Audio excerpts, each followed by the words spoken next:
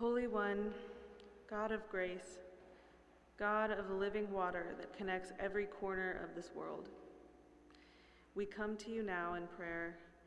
We come to you thinking about water, thinking about grace, healing, and redemption. We praise you for the joyful sacrament of baptism, and we praise you for offering us grace again and again.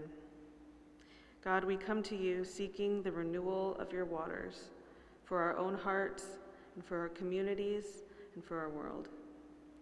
Renew our hope, renew our faith and our strength, so that we may live on earth as it is in heaven. We seek your kingdom, God. Now let us join in the family prayer that Jesus taught us to pray, as printed in your bulletins. Our God, who art in heaven, hallowed be thy name.